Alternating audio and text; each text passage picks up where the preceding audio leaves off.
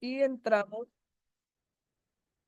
entramos a explicar. Ajá, Miller, profe, ya le estoy dando participación para que grabe. Bueno, bienvenidos. Tenemos 15 y son 37 estudiantes.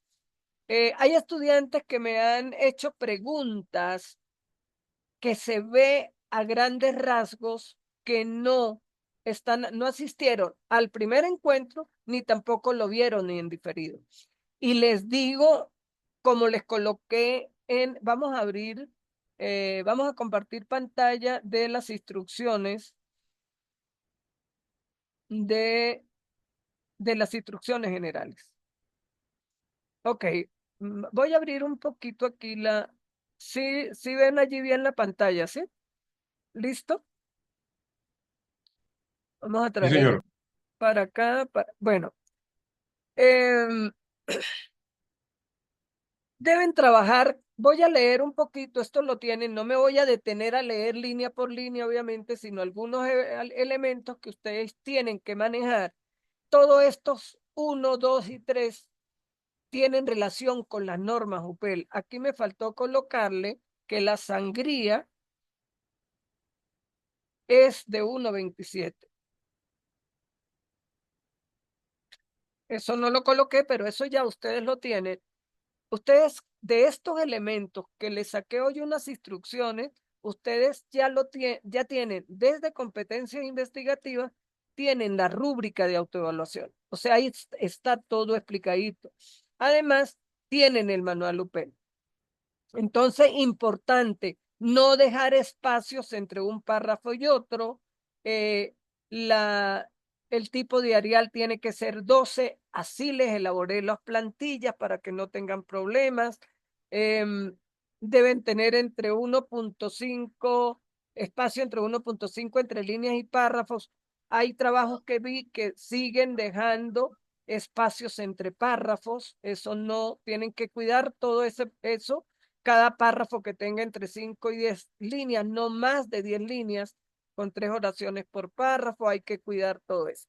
Las citas tienen que estar bien elaboradas, porque recuerde que les dije la semana pasada que cuando ya tengan el proyecto y el tutor les apruebe el proyecto, el tutor envía a que le pasen el programa antiplagio o el Turnitin, que en realidad no son programa antiplagio, pero sí le da similitud de fuente. Y si eso le sale mayor a 25%, le van a devolver el proyecto. Es decir, ustedes tienen que elaborar bien las citas. No pueden elaborar mal las citas o colocarle a un autor algo que él no ha dicho porque el programa lo detecta. El Turnitin va a detectar eso. Entonces, deben siempre ir a las fuentes originales, aunque el manual acepta citas de citas, no las utilicen. Utilicen las fuentes originales porque cuando le pasen el programa Turnitin, eso se lo va a marcar. Bueno, aquí les coloqué ejemplos de citas fraseadas o indirectas, los demás, los que se usan con mayor uso, los que son de mayor uso, el de un autor. Aquí hay una cita fraseada. Fíjese que cuando son dos autores, nótese que lo coloqué aquí para que lo vean, que se usa es esta ahí. Esta, no esta ahí. Esa ahí no se usa en normas UPEL. Es la I latina, como decimos nosotros. No, esa no es la I latina, señor. Ajá, esta es la Y, ¿cierto? Ya va. Esta es la Y, ¿cierto? ¿O cuál es? En este momento no me acuerdo La los Y, nombres. la Y. ¿Y esta ahí cuál es? ¿Cómo se llama? Esa es la Y. ¿Cómo se llama esa ahí? ¿No es latina? Que viene del latín, porque esta es la Claro, griega profe, así es. y esta es la que nosotros denominamos latina o la I del alfabeto eh, en español. Pero indistintamente ustedes la buscan en internet, los nombres, no usen esta. Es lo importante. El Por eso hand. la puse como ejemplo. Usen esta ahí, La porque Y. esta no la acepta el manual UPEL. Listo. Indistintamente el nombre, luego lo buscan y si esta es latina o es una Y o es una I romana ustedes buscan el nombre. Y luego, cuando son más de 3 autores, más de 2 autores, que son, por ejemplo, Arellano, Blanca y Pérez, se coloca Arellano et al, y aquí colocamos este puntico. Este et al es una expresión latina que significa y otro. ¿Listo? Y aquí tienen los 3 ejemplos de cita fraseada, y aquí Amor, 3 ejemplos. amor. ¿Escucho? Y aquí tienen 3 ejemplos de citas cortas o de citas textuales directas con menos de 40 palabras. Y aquí tienen una cita textual directa con más de 40 palabras. Les coloqué estos ejemplos porque son los que más se usan. Aquí empezó a caer el aguacero de nuevo terrible. Bien, y las demás instrucciones o sugerencias que están ahí es para que las tomen en cuenta. Yo voy a dejar de compartir estas instrucciones. Ches, venga. Está el profe Diego Patiño por acá. Diego,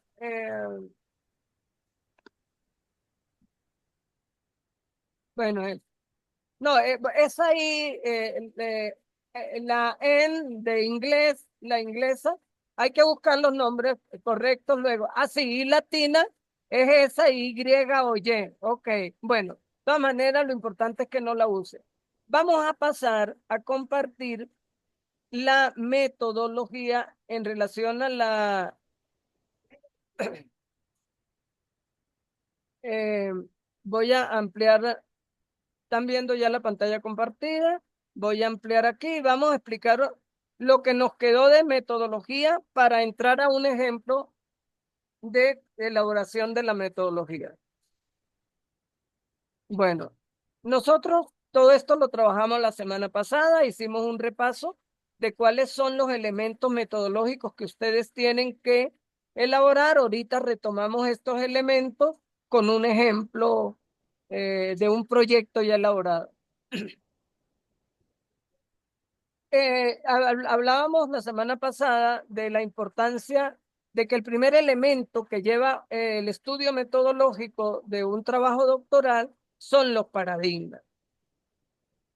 Entonces existen 4 grandes paradigmas. El positivista, que ustedes aquí no lo van a utilizar a menos que hagan un estudio mixto, el paradigma interpretativo, el paradigma sociocrítico y el paradigma pragmatista. La mayoría de ustedes van a trabajar el paradigma interpretativo o hermenéutico.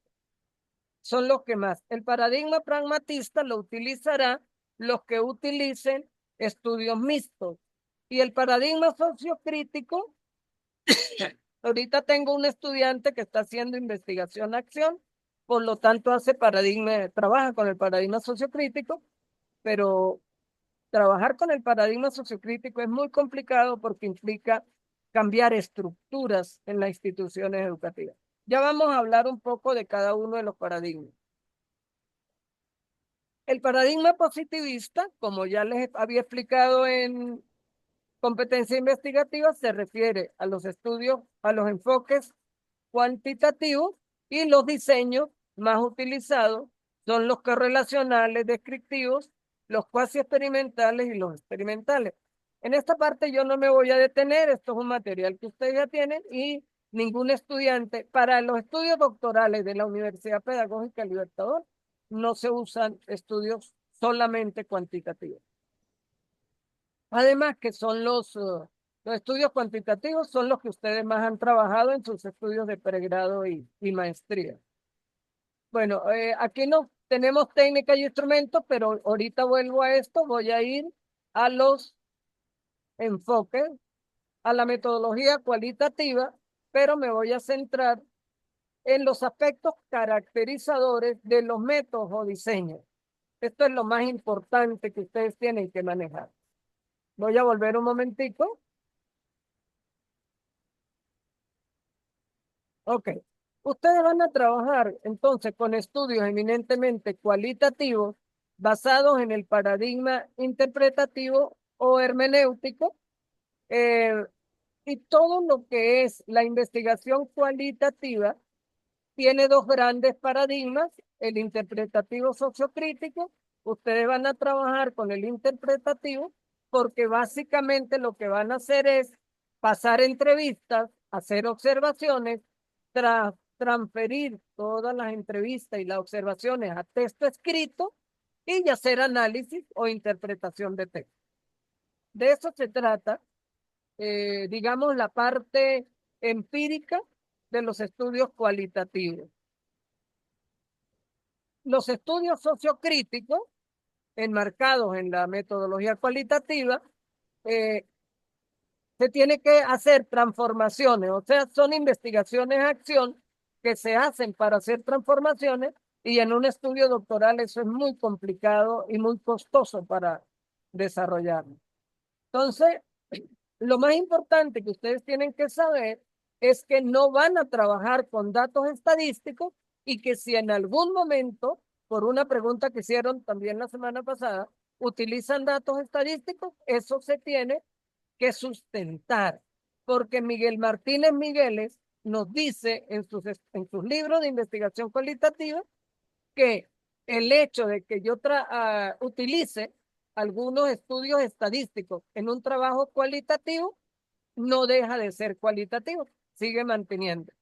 Pero lo básico de la investigación cualitativa es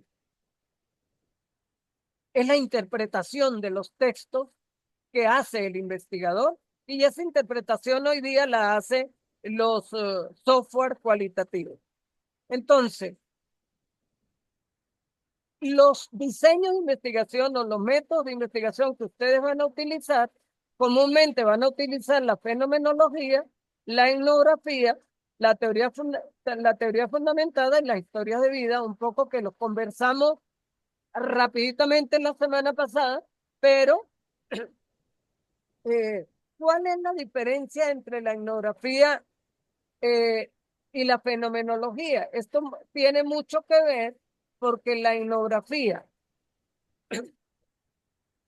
a nivel de ejemplo, y de una manera más sencilla, es, en la etnografía tengo que, sí o sí, tengo que utilizar observación y entrevista.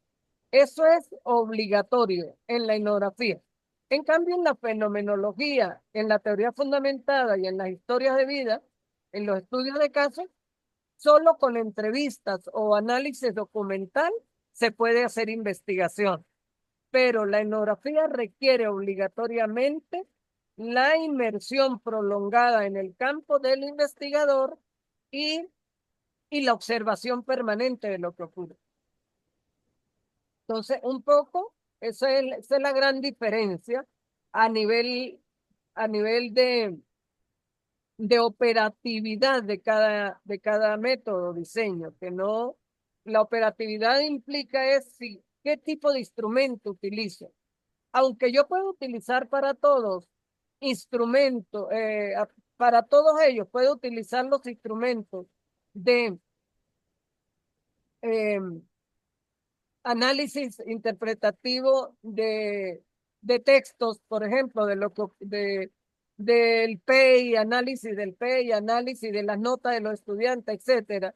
Puedo utilizar también la observación, puedo utilizar la entrevista en todos, o sea, puedo usar análisis documental, observación y entrevista en todos. El que en la etnografía es obligante y obligatorio la observación y la entrevista. En cambio, en los otros yo puedo seleccionar con qué voy a trabajar. Bien. Y entre los procedimientos de la investigación cualitativa, primero lo vamos a ver de manera general y luego los vamos a ver específicos. Yo no me voy a detener a leer cosa por cosa, pero sí una explicación general, porque ustedes ya tienen aquí parte de la metodología organizada para que apenas la retomen y busquen los autores que la sustentan. Entonces, primero lo que yo hago como investigador es buscar qué es lo que voy a estudiar, seleccionar el problema, ustedes ya lo tienen, Luego que ya tengo esa selección del problema y tengo las teorías y tengo todo el trabajo metodológico desarrollado, es decir, todo esto pertenece a capítulo 1, 2 y 3, ya tengo esto listo, entonces empieza mi tesis doctoral. Una vez que tenga este número 1, es decir, capítulo 1, 2 y 3 elaborado, voy a empezar el acceso al campo para seleccionar los participantes, elaborar los instrumentos, todo lo que tiene que ver con la aplicación, recoger los datos, análisis de los datos, análisis interpretativo. O sea, todo lo que implica 2, 3, 4, 5, de ahí en adelante, para ello tenemos que tener el proyecto elaborado. ¿Por qué? Porque la elaboración de este proyecto le permite a ustedes el acercamiento al tema, conocer el tema, manejar el tema, sus teorías, sus antecedentes, su metodología, su problema, tienen que manejarlo muy bien. De eso se trata toda la identificación de este fenómeno, de este tópico a estudiar. Y por ello es que en los estudios doctorales no se hace trabajo con mayoritariamente, algunos lo hacen, pero eso es un riesgo, no se hace aplicación con estudiantes porque ustedes, la idea es que ustedes en el proyecto conozcan el tema y en la tesis lo apliquen. Entonces, después de que ya tengo el proyecto, voy al campo, aplico los instrumentos que selecciono, recojo los datos, los transcribo y hago el análisis interpretativo y ahí sí comienzo ya a trabajar. Después de que tengo todo eso recogido, que hoy día se hace con el Atlas T, le organiza toda esa información. Entonces, ya tengo toda esa información. Entonces, si el estudio es fenomenológico, comienzo a hacer la reducción fenomenológica, que es como buscar aquellos elementos del tema que sustentan. Yo creo que les hablaba del bullying, por ejemplo, y ahora lo vamos a ver con un ejemplo práctico. Escoger de todo eso que me surge, yo tengo que reducir. Yo como investigador digo, yo voy a estudiar esto, esto, esto y esto. Entonces, si yo digo, voy a estudiar del bullying, solo cómo los niños varones atacan a las hembras, entonces voy a hacer esa interpretación. La reducción fenomenológica me lleva a escoger la experiencia que viven los niños y las niñas para ver cómo los varones atacan a las mujeres y entonces hago la interpretación de eso que selecciono. Tengo que luego validar todo eso que surge, yo lo tengo que validar, para eso el tutor valida y revisa y les dicen cómo hacerlo, y luego presento los resultados. Entonces, básicamente cada diseño tiene una manera de organizar la parte final de los procedimientos de la investigación. Si vemos, por ejemplo, la etnografía, después de que tengo recolectado todos esos datos, viene el análisis para hacer un trabajo de codificación, caracterización y luego buscar cuáles de esos elementos que surgieron son los que voy a utilizar para la triangulación. En esta parte de los procedimientos, siempre los tutores van a tener mucho que ver allí. Cuando ya ven el proyecto, siempre el tutor le va a decir, bueno, organíceme mejor los análisis de datos de esta manera o de esta manera, claro, sin salirse de lo que plantea el método, ¿no?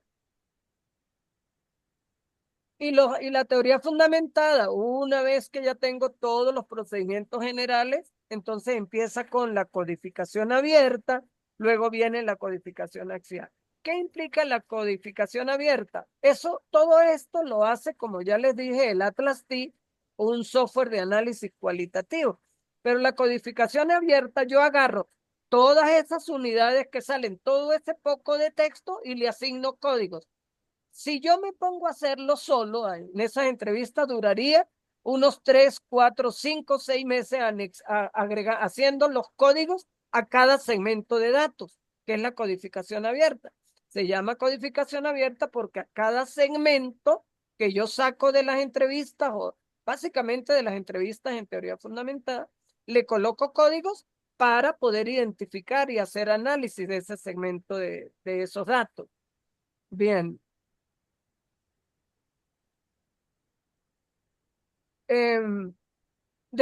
Luego viene la codificación axial. Están preguntando que si este material está en plataforma. Este material lo tienen ustedes en plataforma desde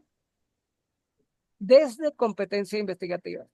Ahorita se lo volvió a colocar la semana pasada porque lo necesitan y siempre se hicieron algunas actualizaciones, sobre todo en relación a los diseños y al plan de trabajo. Entonces, luego que tengo la codificación abierta, hago la codificación axial, que es cuando yo agarro todo y digo, estas son mis categorías y estas son las subcategorías y las relaciono y empiezo a identificar. Eso lo hace el Atlas T porque uno dura mucho. A mí me tocó trabajar de manera manual todo esto, no solo en mi tesis doctoral, sino como tutor en varias tesis, nos tocó ponernos a mano porque los software eran muy costosos aplicar. Ya estaba el Atlas TIC, que tiene bastante tiempo, pero era muy costoso aplicarlo. Luego viene la saturación teórica, que es que lo que me falte porque me queda suelto, tengo que buscar información, o si me sobra información, quitarla. Entonces, quito datos a medida que se recolectan nuevos datos o me sobran, los voy quitando y eso implica saturación, que si hay mucho quito o si falta agrego. Y luego la validación, evaluación y triangulación, que implica todo el proceso final, que es la triangulación de los datos. Y el estudio de caso es muy parecido o igual que la etnografía, porque implica ir a la codificación y categorización. Yo no hablo de estudio de caso específicamente como un diseño o método de investigación, porque hay varios autores como Calzamiglia y Tuzón, por ejemplo, que estas investigadoras españolas dicen que estudio de casos no es un diseño, que es un método de selección de participantes, de informantes. Por ejemplo, yo digo, tengo 30 estudiantes, pero quiero trabajar con 3, entonces aplico el estudio de caso para fundamentar por qué seleccioné 3. Sin embargo, hay autores como Fidias Arias y otros que hablan del estudio de caso como un diseño. Por favor, traten de cerrar los audios porque tengo abierto el programa, por favor, y lo tengo que cerrar entonces. Bien. El análisis narrativo de historias de vida, para los que tienen historias de vida,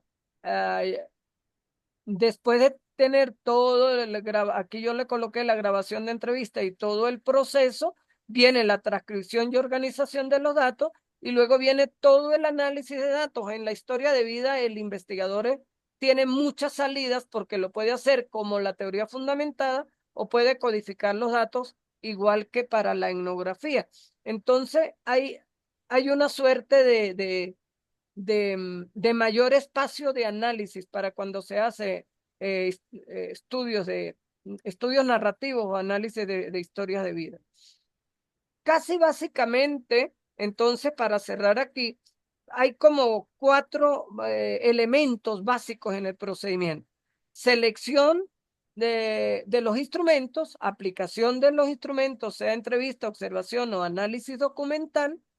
Luego lo aplico, entonces tengo que transcripción de todos esos datos y transcripción y organización de los datos, y luego viene la organización de los datos.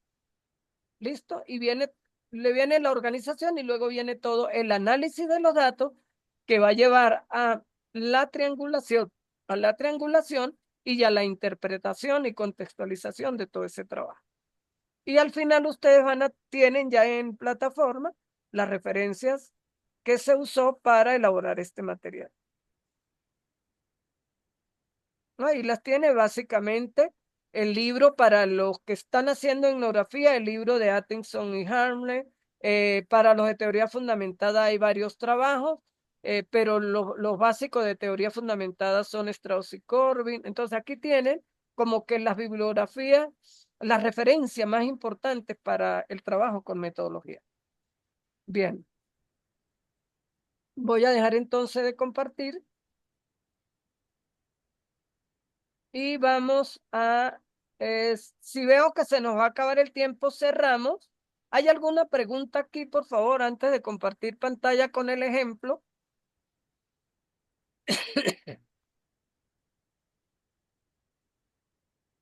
¿Alguna pregunta? O pasamos a compartir el ejemplo de metodología. Profe, buenas noches. Sí tengo una pequeña pregunta. Buenas noches, lo escuchamos. Profe, si uno, por ejemplo, en el aspecto metodológico va a utilizar la observación participante, ¿qué tan válido es aplicar el sistema categorial emergente? Es que ya va, es que todas las entrevistas y todas las observaciones va a sacar, van a salir categorías y subcategorías. Las categorías normalmente las define el investigador a partir del título que tiene, a partir de la temática que está. Y las subcategorías van a surgir con la aplicación del Atlas T. Pero eso, si son, si los ejes axiales que surgen, las categorías emergentes, las categorías de análisis, ya, si surgen subcategorías, muchas subcategorías, yo las tengo que clasificar. ¿Cuáles subcategorías se convierten en categorías principales de estudio y cuáles van a ser emergentes para futuros estudios o para yo retomarlas para apoyar las categorías de análisis? Todas las categorías que yo quiera hacer las puedo sacar. Pueden ser preliminares, pueden ser ya las categorías, como usted dice, emergentes, pueden ser subcategorías axiales, como yo las quiera sacar. Pero eso me lo da el Atlas T, eso me lo da un software. Yo solo por mi cuenta, para ponerme a hacer un análisis manual, cualitativo, para yo sacarla, codificar, sacar categorías, subcategorías emergentes, para hacer todo ese trabajo solo lleva muchísimo tiempo. Yo no lo recomiendo. Ok, profesor, muchas gracias. Bien. Y ahora con el Atlas T, que ya no está costoso y que muchos de ustedes ya lo manejan y con los tutoriales y con esa cosa, pues se puede manejar. Bueno, quiero retomar un ejemplo de metodología. Voy a traerme esto para acá porque lo tengo. Ajá. Ok. Bien. Para hablar también de las portadas y esas cosas, de las cosas de forma. Vamos a utilizar este ejemplo. Fíjese que el título estamos en la portada. eh, el título, miren cómo está en negrita, mayúscula sostenida y no tiene espacio, está a espacio sencillo. Igual aquí, San Cristóbal, luego la fecha al final.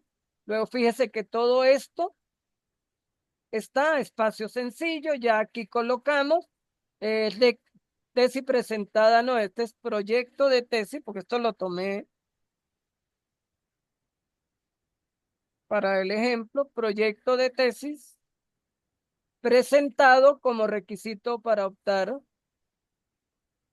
presentado como requisito para, parcial para optar al grado de doctor en ciencia de la educación. Luego aquí va el autor, que es el nombre de ustedes, asesor que soy yo en este caso y seminario de investigación. Luego tenemos las interrogantes. Aquí me detengo, no sigo, voy a cerrar sesión y en la segunda sesión vamos a hablar de interrogantes y todos los aspectos de la metodología. Y si nos da tiempo, trabajamos el capítulo 1. Entonces, voy a cerrar porque aquí, aunque nos quedan 4 minutos, sí puedo establecer relación interrogante y objetivo. ¿Qué ven allí en pantalla? Las interrogantes tienen que sacar una interrogante general y 3 interrogantes específicas en el caso de que tengan 3 objetivos específicos. Si tienen 4 objetivos específicos, tienen que tener 4 interrogantes específicos. ¿Cómo se elabora la interrogante general? Primero, elaboramos un objetivo general. Primero nos acercamos a un objetivo general y con este objetivo general elaboramos la interrogante,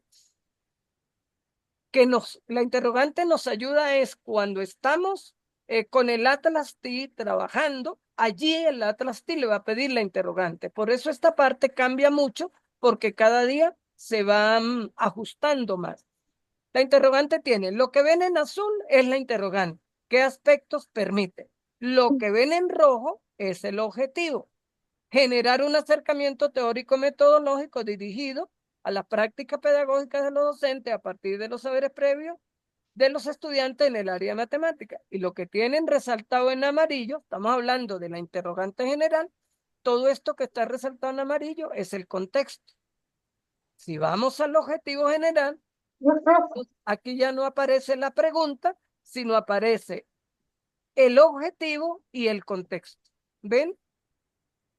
Generar un acercamiento y todo está copiado igualito. No es que elaboro una pregunta y luego un objetivo general distinto a lo que planteo en la pregunta. Esto es lo único que le quitan. ¿Alguna pregunta, por favor? Por favor, cierren los audios, los que tienen audios abiertos. Fíjense, ¿qué es lo que le quitamos al objetivo en relación con la pregunta? Esto. Si le quito esto, me queda todo de aquí en adelante. Tiene el objetivo y el contexto que lo debe tener obligatoriamente el objetivo general. ¿Lo ven? Aquí vemos el objetivo, todo lo que está en rojo hasta aquí, y esto es el contexto de estudio. ¿Listo? Entonces, explicado el objetivo general, dejo de compartir para cerrar la sesión y volvemos a las 7:15. Volvemos. ¿Listo? Tomen cafecito, descansen y ya finalizamos y cerramos. Por favor, mantengan siempre videos, cámaras, audios, todo cerrado.